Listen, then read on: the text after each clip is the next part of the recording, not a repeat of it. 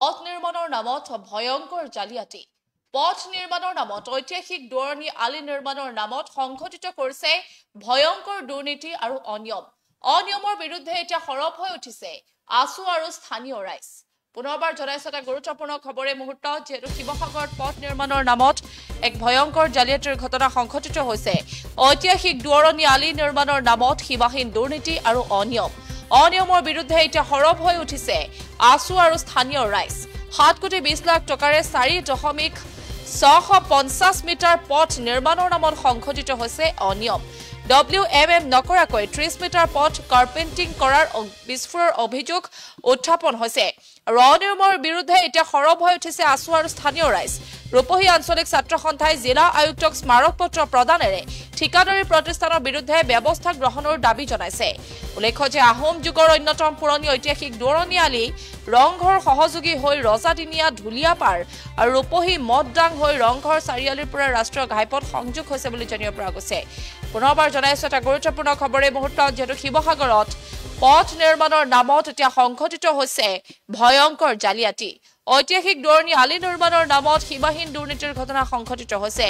7 কোটি 20 লাখ টকাৰে 4.650 মিটাৰ পথ নিৰ্মাণৰ নামত এতিয়া সংঘটিত হৈছে অনিয়মৰ বিৰুদ্ধে এতিয়া সৰব হৈ উঠিছে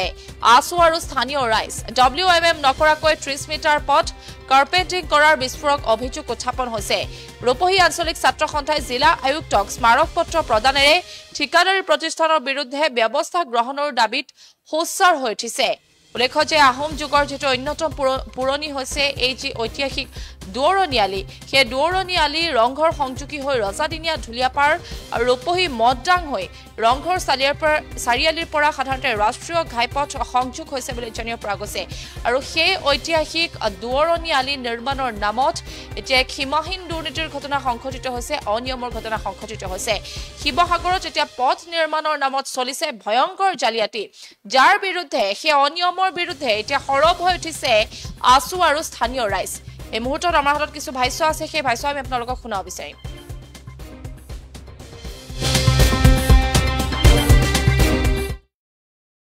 এইটো হৈছে ঐতিহাসিক দুবৰ্ণি আলি এই দুবৰ্ণি আলিটো 2024-25 বৰ্ষৰ নাবাৰ্ডৰ IRDF আঁচনিৰ 7 কোটি 20 লাখ টকাৰ ব্যয় সাপেক্ষে প্ৰায় 4.650 কিলোমিটাৰ ৰাস্তাৰ পুনৰ নিৰ্মাণৰ কাম চলি আছে কিন্তু অত্যন্ত দুখ আৰু পৰিতাপৰ বিষয় যে ৰাস্তাটো নিৰ্মাণৰ ক্ষেত্ৰত বিভাগীয়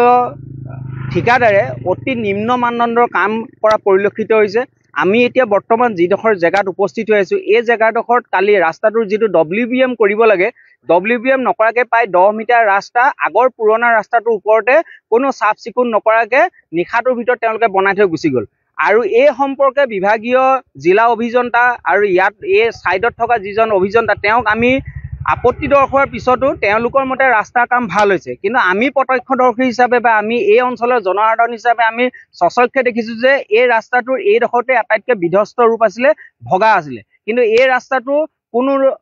WBM নকৰাকে বা ইয়াক কাৰিকৰী বিভাগৰ কাৰিকৰী যিটো নিৰ্দেশনা সেই নিৰ্দেশনাৰ মতে যিটো চাফ চিকুণ কৰি পেলাই বনাব লাগে এইটো নকৰাকে গুচি গ'ল আৰু দ্বিতীয়তে ৰাস্তাটো বনোৱাৰ ক্ষেত্ৰত যিসমূহ পাথৰ শিল ব্যৱহাৰ কৰিছে আপোনালোকে দেখিব এই গছজোপাৰ তলত ৰৈ আছে ইয়াত আগতে আমি যি ৰাস্তা বনাওঁতে দেখো যে WBM কৰে ডাঙৰ ডাঙৰ পাথৰ দি পেলাই কিন্তু এতিয়া তেওঁলোকে যিটো ৰাস্তাত মেটেল পেলাই পেলাই যিটো মেটেলিং লেয়াৰ কাম কৰিছে সেই লেয়াৰটোত সম্পূৰ্ণ বোকা আৰু শিলগুটি আছে তাত বালি বুলিবলৈ কোনো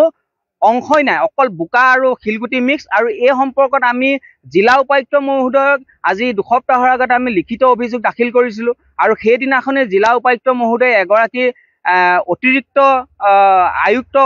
তদন্তৰ নিৰ্দেশ দিছিলে কিন্তু আজি 2টা সপ্তাহ সময় উকলি গ'ল কিন্তু ইয়াত তদন্ত কৰিবৰ কাৰণে কোনো বিভাগীয় বিষয়া আহি উপস্থিত নহলে আমাৰ কথা হৈছে কি এই ৰাস্তাটো নিৰ্মাণ কৰিবৰ কাৰণে আমি আজি দীৰ্ঘদিন আমি দাবী উত্থাপন কৰি আছিলো আৰু সেই দাবীৰ পৰিপ্ৰেক্ষিতত অসম চৰকাৰ গড়কাপ্তানি বিভাগে এটা বৃহৎ পুঁজি প্ৰায় 7 কোটি 6 লাখ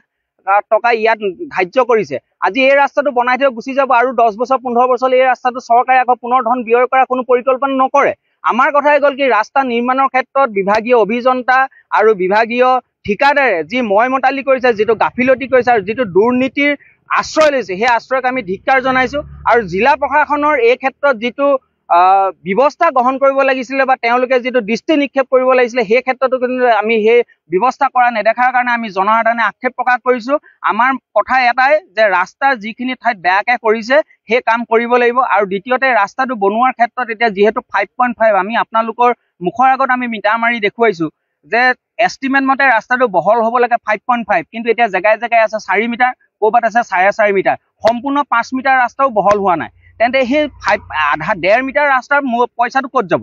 ৰাস্তা বহল কৰাৰ স্কোপ আছে, কিন্তু বহল কিয় কৰা নাই? আৰু ৰাস্তাটো বহল কৰাৰ কাৰণে যিটো অংশ তেওঁলোকে খান্দিছে মাত্ৰ ঠায়ে ঠায়ে 1 ফুট, ক'ৰবাত আধা ফুট, ক'ৰবাত 1.5 ফুট তেনেকৈ খান্দিছে। আৰু তলৰ লেয়াৰটো কি কৰিছে, পঞ্চায়তে সাধাৰণতে বোকা ৰাস্তাবোৰত যিটো মাটি মিক্স শিল পেলাই সেই শিলটো পেলাই তেওঁলোকে লেয়াৰ কৰিছে। লেয়াৰ কৰি পেলাই তাৰ ওপৰৰ মালটো অকল মাত্ৰ যিটো 3-4 শিলগুটি দি পেলাই লেয়াৰিং কৰিছে। ইয়াত কোনো বিধিগতভাৱে যি ৰুলাৰ চলাব লাগে, পানী ঢালি পেলাই যিটো ৰুলাৰিং কৰিব লাগে তাৰ কোনো ব্যৱস্থা কৰা নাই। আটাইতকৈ ডাঙৰ কথা হৈছে কি, ৰাস্তাটো এতিয়া আপোনালোকে দেখিছে কাৰ্পেটিং কৰিলে, ইয়াত আলকেটাৰ মিক্স যিটো মিশ্ৰণ মাৰিছে এই মিশ্ৰণটো মৰাৰ আগত তেওঁলোকে চাফা কৰি ল'ব লাগে। মাত্ৰ 6-7জনমান লেবাৰ আনিছে, হুক মাৰি পেলাই, ব্ৰাছ মাৰি পেলাই, ভেকুৱাম মেচিনটো দি পেলাই অকল এটা অংশ একদম ক্ষুদ্ৰতম অংশ চাফা কৰিছে, বাকী সম্পূৰ্ণ বোকাৰ ওপৰত ৰাস্তা নিৰ্মাণ কৰি গৈছে। আমি ইয়াত থকা বিভাগীয় অভিযন্তাক মৌখিকভাৱে ইয়াত আমি লগ কৰি পেলাই কৈছোঁ, কিন্তু তেওঁলোকে মানিবই নিবিচাৰে। তেওঁ হেনো জীৱনকালত এইটো আটাইতকৈ ভাল কাম কৰা দেখিছে তেওঁৰ এই চাকৰি জীৱনকালত। আমি সেইকাৰণে সেই তেনেকুৱা বিভাগীয় অভিযন্তাক কণ্ট্ৰেক্টাৰৰ লগত মিটিৰিয়েলি কৰি পেলাই যি ৰাইজৰ উন্নয়নৰ ধন হ্ৰাস পাতিব বিচাৰিছে সেই বিভাগীয় অভিযন্তাক আমি জিলা প্ৰশাসনক দাবী উত্থাপন কৰিছোঁ। এই ৰাস্তা কামৰ চোৱা-চিতাৰ পৰা আঁতৰাব লাগে আৰু ভাল বিভাগীয় অভিযন্তাক ইয়াত দায়িত্ব দিব লাগে আৰু জিলা প্ৰশাসনে এই ক্ষেত্ৰত গুৰুত্ব আৰোপ কৰিব লাগে। আৰু সমান্তৰালকৈ আৰু এটা কথা উল্লেখ কৰিব বিচাৰিছোঁ যে আমাৰ সমষ্টিৰ যিজন বিধায়ক তেওঁ এই ৰাস্তাটো উদ্ঘাটন কৰিবৰ কাৰণে হাতীকুখৰ আলিমূৰত এখন মাৰ্বলৰ ফলকত কলপুলি পুতি ৰঙা ফিটা মাৰি পেলাই তেওঁ উদ্বোধন কৰিলে। কিন্তু উদ্বোধন কৰাৰ পিছত ৰাস্তাৰ কাম কি গতিত চলিছে কিন্তু তেওঁৰ চোৱাৰ নৈতিক দায়িত্ব আছিলে। ইয়াত সাংসদজনৰ নামো আমি ফলকত দেখিছোঁ, সন্মানীয় বিধায়কজনৰ নামো আমি ফলকত দেখিছোঁ, কিন্তু তেওঁৰ কাম কেৱল কলপুলিত ৰঙা ফিটা মাৰি পেলাই মাৰ্বল প্লেটখন ৰাইজৰ নামৰ উৎসৰ্গা কৰাৰ পিছতে তেওঁৰ কাম শেষ নে ইয়াৰ পিছত তেওঁৰ চোৱাৰ কিবা দায়িত্ব আছে? আমি তেওঁক অনুৰোধ জনাইছোঁ যে আপুনি অন্য নটংকি বাছবোৰ এৰি পেলাই ৰাইজৰ স্বাৰ্থত সমষ্টিৰ উন্নয়নৰ কামত অগ্ৰাধিকাৰ দিলে ৰাইজৰ ভাল হ'ব।